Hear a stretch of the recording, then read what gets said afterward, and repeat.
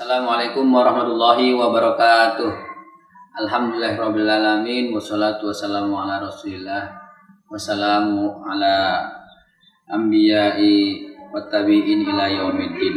Amma ba'du, para santri dimanapun berada, syukur alhamdulillah pada kesempatan kali ini kita bisa melanjutkan materi pembelajaran kita walaupun masih melalui media online. Mudah-mudahan pembelajaran lewat media ini bermanfaat buat santri dimanapun berada. Dalam menghadapi ujian, kami akan menyampaikan dua materi. Yang pertama adalah judulnya Al-Quran, yang kedua adalah tafsir dan ilmu tafsir. Oleh karena itu, di sini akan ada beberapa materi yang akan kami singkat. Yang pertama adalah sebelum kita mempelajari ilmu tafsir, kita harus lebih dahulu memahami tentang apa itu Al-Quran. Al-Quran secara bahasa itu adalah artinya bacaan. Kalau diambil dari fi'il madi, qara'a yaqra'u Qur'anan, itu bisa kita artikan bahwa itu adalah menurut pendapat Imam Al-Lihyani dan Al-Ajajjaj bahwa Al-Quran ditulis menggunakan hamzah.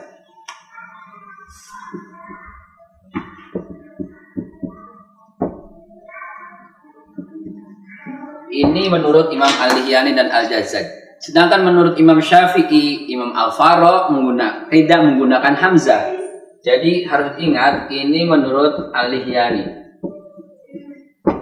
Sedangkan menurut Imam Syafi'i, kata Al-Quran tidak menggunakan hamzah. Al-Quran, ini menurut Imam. Sedangkan artinya secara bahasa, Al-Quran ini artinya adalah bacaan. Bentuk masdar. Masdar atau kalimat isim. Artinya bacaan. Mungkin hanya itu pengertian Al-Quran secara bahasa. Sedangkan Al-Quran secara istilah, terutama dalam istilah ilmu tafsir, ini saya ambil dari pendapatnya Imam Ali As-Sabuni. Pengertian Al-Quran adalah kalamullah yang memiliki mukjizat diturunkan kepada penutup para rasul dengan melalui perantara malaikat Jibril dalam berbagai mushaf, dinukil secara mutawatir yang dianggap ibadah ketika seseorang membacanya, yang diawali dengan Fatihah dan diakhiri dengan surat An-Nas. Itu adalah Al-Quran secara singkat pengertiannya menurut Imam Ali As-Sabuni. Terus kemudian akan kami jelaskan beberapa unsur Al-Quran yang disepakati oleh para ulama.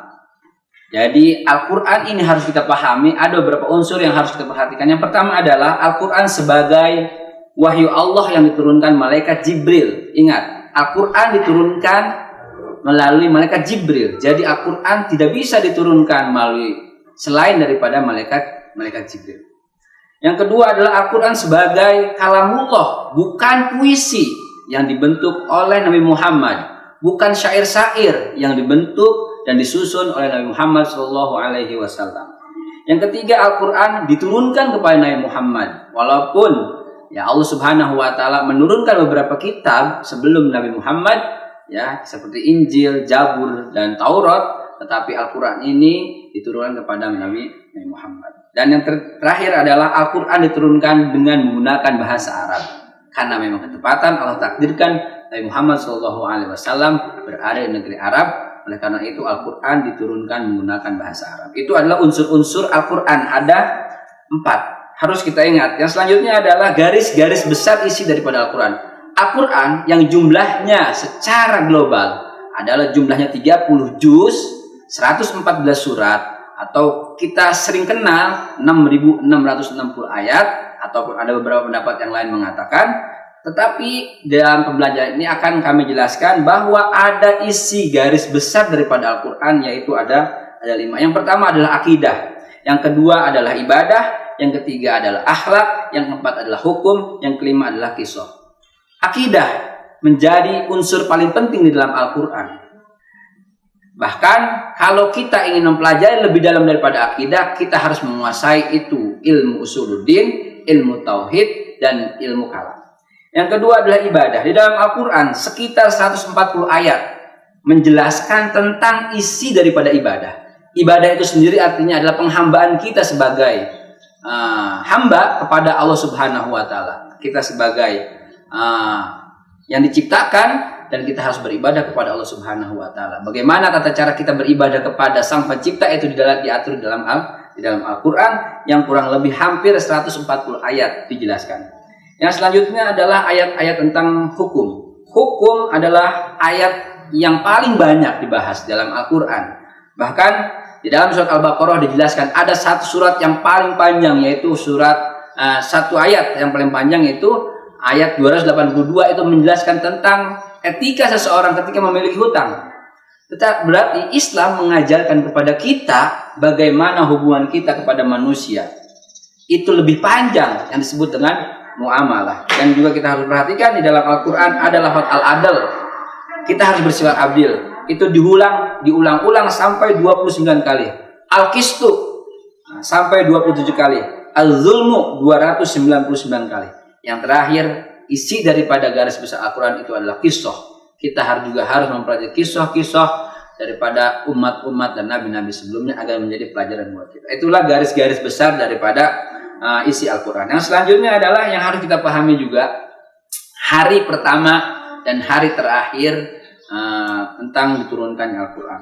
Hari pertama Al-Quran diturunkan ketika apa? Ketika Nabi Muhammad SAW menghadapi umatnya yang begitu jahiliyah. Jahiliyah dalam hal ini adalah jahiliyah bukan dalam keilmuan, karena orang Arab terkenal dengan kepintarannya, tapi jahiliyah dalam segi etika, jahiliyah dalam segi adab, seperti halnya orang Arab membiasakan minum minuman keras, orang Arab membiasakan berjudi, orang Arab membiasakan tukar istri, orang Arab membiasakan berzina. Itu menjadi kebiasaan.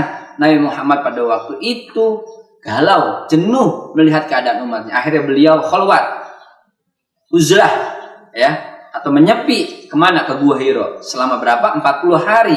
Ketika 40 hari beliau kemudian setelah 40 hari di Gua Hira didatangi oleh malaikat Jibril, yaitu ketepatan pada malam Senin. Jadi Al-Quran diturunkan pada malam Senin. Ini harus diingat, pada malam Senin, yaitu tanggal 17 Ramadan tahun 41 Hijrah. Ketika awal Hijrah dihitung dari awal Nabi Muhammad lahir. Walaupun ada yang mengatakan bahwa awal Hijrah itu dihitung adalah dari ketika mulai masa Sayyidina Umar bin Khattab. Nah, kalau dari segi Masehinya, Al-Quran diturunkan itu ketepatan pada tanggal 16 Agustus 610 Masehi. Kemudian Allah menjadikan sebagai malam nuzul Quran, atau ketepatan juga ini disebut dengan malam Lailatul Qadar. Yang terakhir adalah mayoritas ulama menetapkan bahwa Al-Quran terakhir diturunkan pada hari Jumat tanggal 9 Zulhijjah tahun ke-10 atau 63 dari kelahiran Nabi Muhammad SAW, tepatnya bulan Maret tahun 632 Masehi. Itu materi tentang pembelajaran Al-Quran singkat. Mudah-mudahan santri dimanapun berada bisa memahami ini.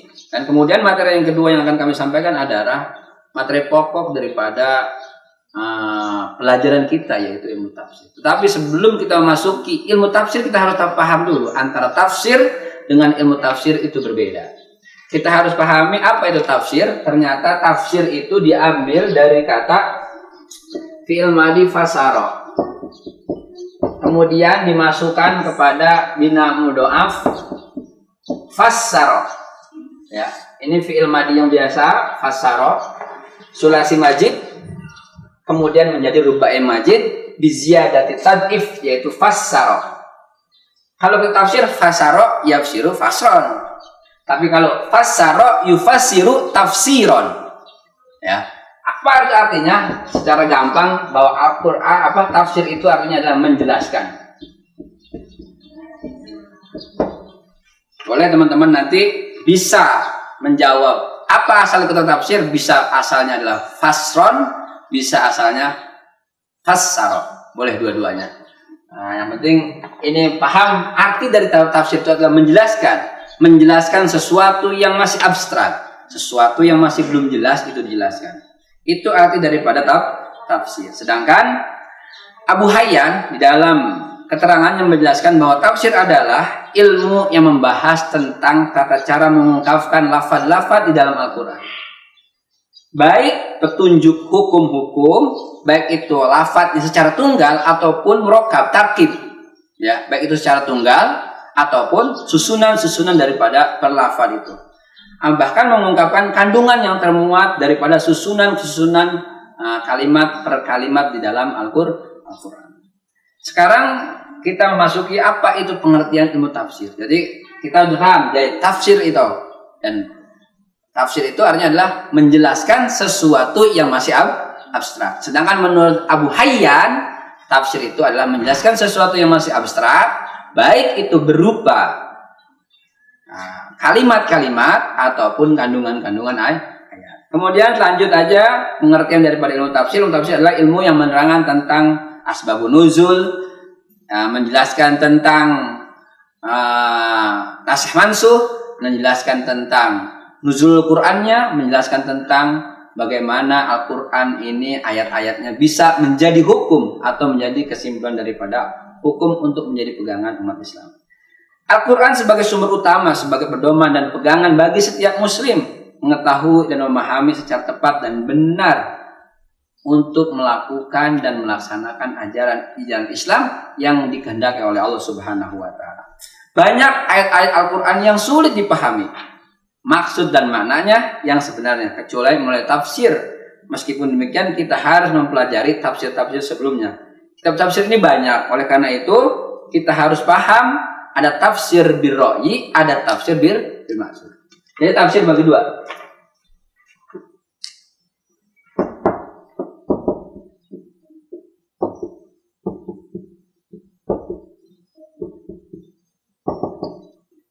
Satu bil ra'yi, dua bil maksud.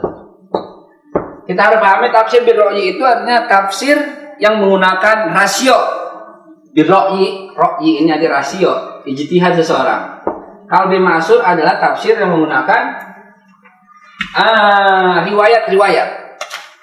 Artinya riwayat-riwayat ini baik itu riwayat hadis ataupun kalamnya para sahabat atau kalamnya para tabi'in.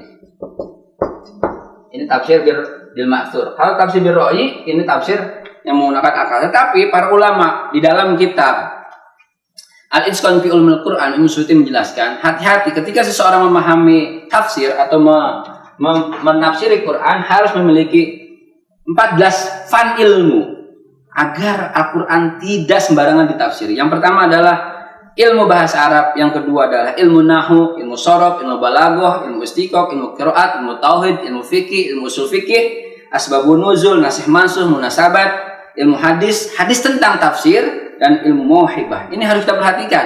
Ketika seseorang mau mentafsir Al-Quran, dia harus memahami 14 paham ilmu ini.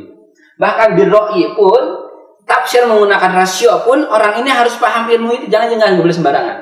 Dan tafsir bil maksud harus lebih paham daripada tafsir bil ra'yi. Artinya, Imam Suyuti begitu hati-hati agar seseorang memahami Quran ini tidak sembarangan. Yang selanjutnya adalah ada beberapa syarat ya yang harus diperhatikan. Di antaranya tadi sudah sebagian saya jelaskan. Kalau untuk tafsir bil maksud ditambah dengan orang itu harus memahami ilmu ulumul Quran, harus paham ilmu qiraatus sab'ah. Jadi walaupun dia paham Quran, tapi kalau dia tidak bisa memahami ini, jadi dikhawatirkan nanti mentafsiri Al-Qur'annya itu sekehendaknya sendiri. Mungkin hanya itu yang bisa saya sampaikan. Mudah-mudahan ini menjadi pembelajaran yang bermanfaat buat teman-teman santri dimanapun berada. Kami para santri bisa mendoakan mudah-mudahan para santri dimanapun berada selalu disehatkan oleh Allah Subhanahu wa taala, dan kita berdoa kepada Allah Subhanahu wa taala mudah-mudahan pandemi COVID-19 ini cepat-cepat diangkat oleh Allah Subhanahu wa taala. Sekian, assalamualaikum warahmatullahi wabarakatuh.